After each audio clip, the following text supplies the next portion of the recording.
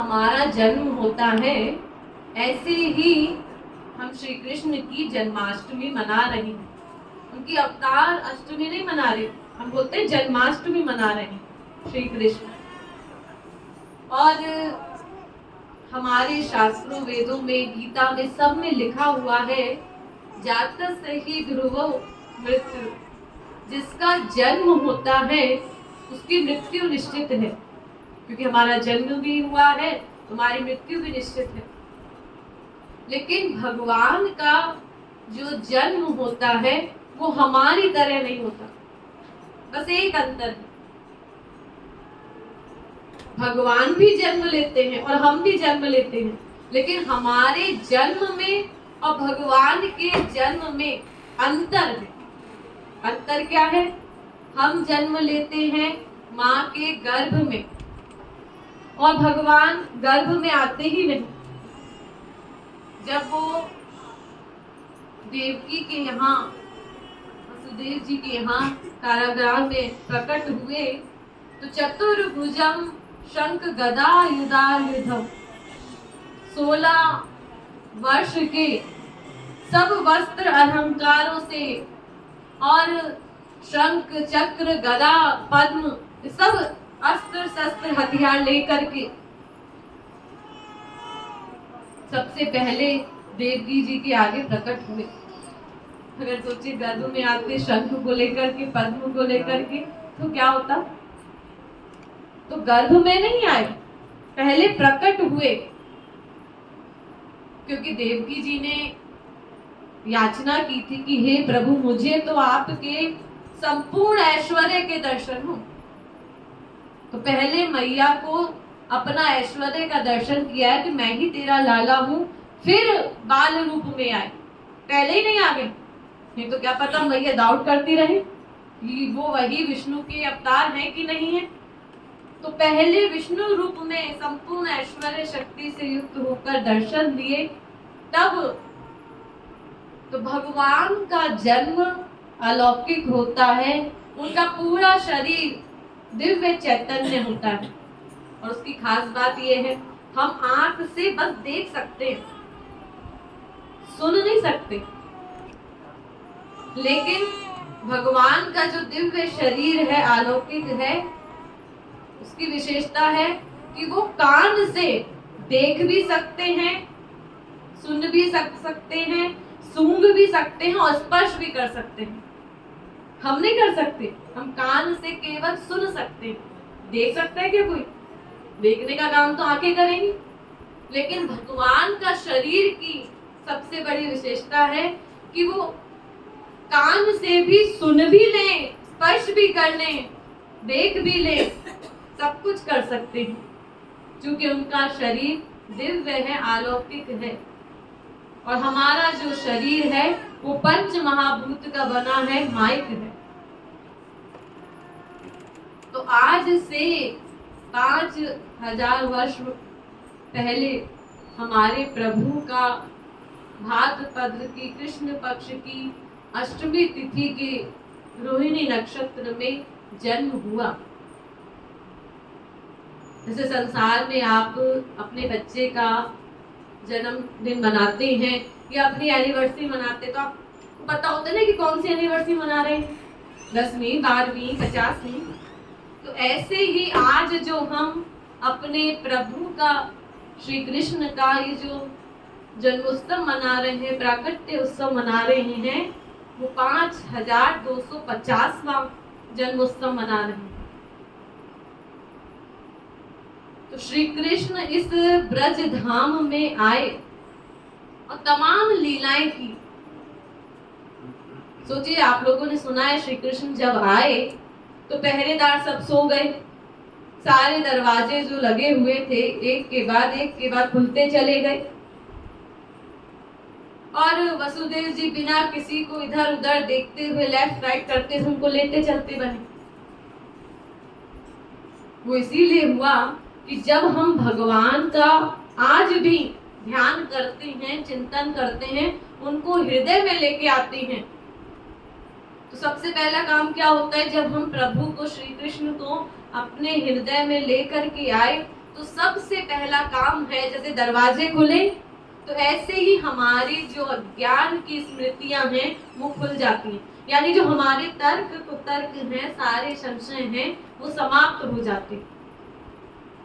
और जैसे पहरेदार सो गए, ऐसे भगवान का नाम लेने से, वहां तो भगवान साक्षात प्रकट हो गए, तो उनको तो सोना ही था।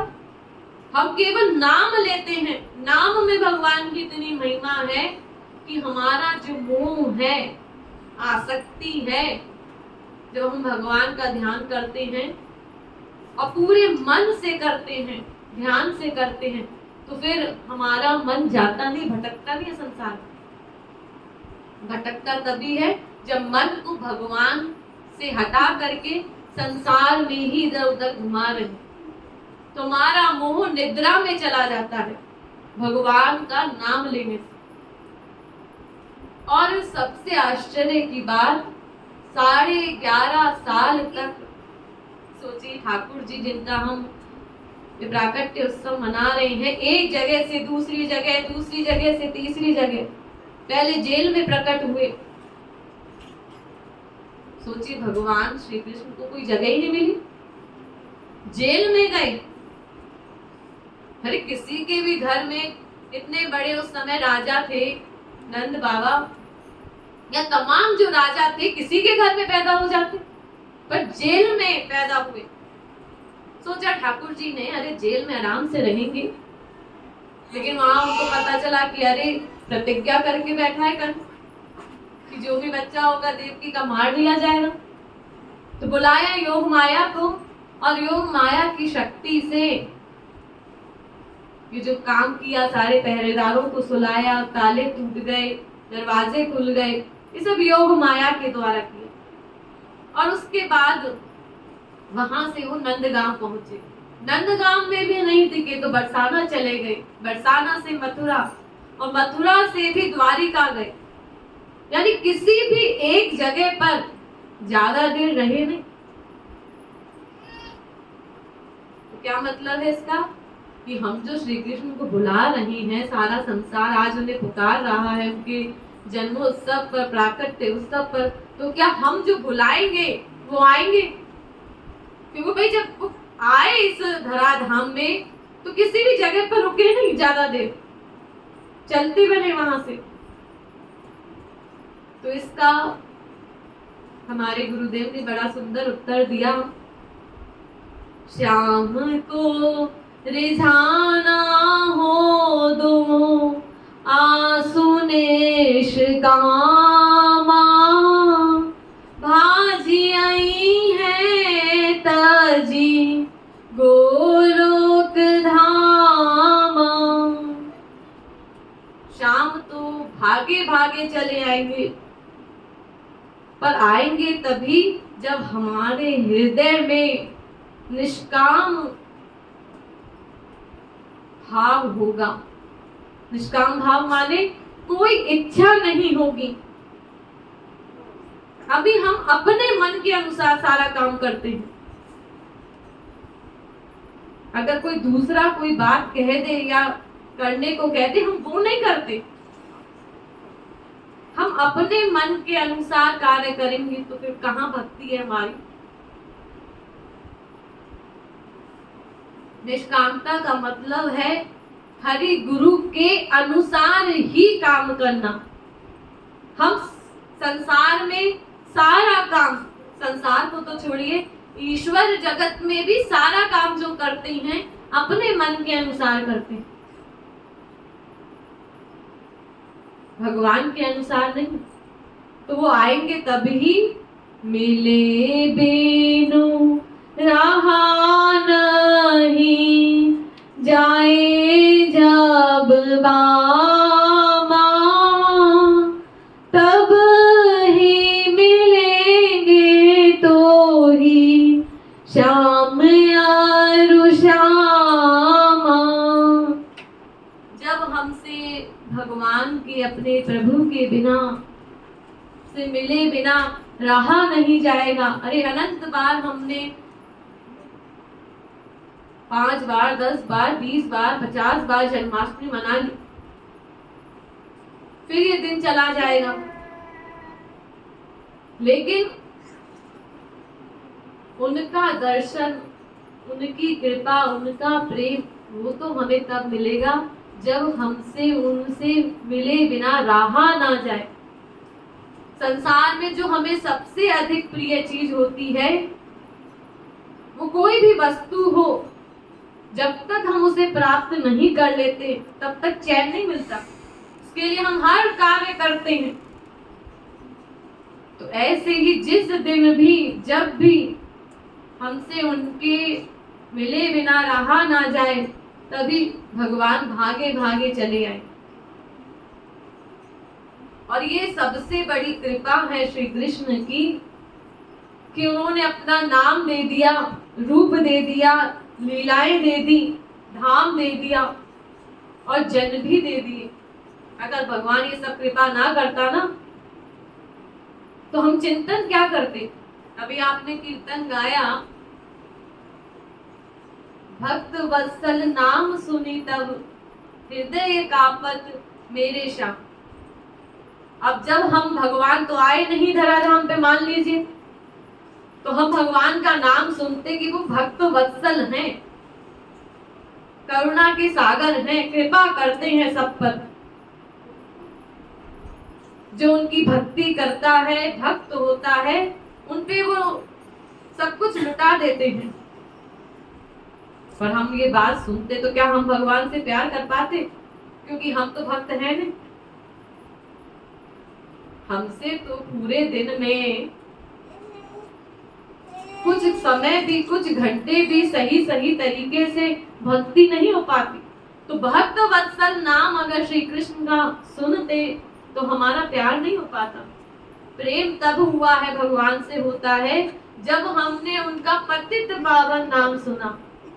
कि वो पतितों को, शबरी को, गीध को, अजामिल को, इन सबको जो अपने हृदय से लगाया है। पतितन को अपना बनवारे, जो पतितों को अपनाते हैं। पतित माने जो अपने आप को गुनहगार, अधम मान ले, अपनी गलती को भूल करके, भूले भटके रियलाइज कर ले, मान ले अधम अपने आप को, उसको अपना लेते हैं, फिर चूक नहीं करते।